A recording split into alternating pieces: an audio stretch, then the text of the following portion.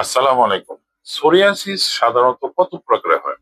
Psoriasis সাধারণত লক্ষণ অনুসারে ৮ প্রকারের হয়। যেমন প্লেক সোরিয়াসিস, ভোটের psoriasis, inverse psoriasis, pustular psoriasis, nail psoriasis, psoriatic arthritis এবং এরাইথোডার্মিক সোরিয়াসিস, স্কাল্প সোরিয়াসিস।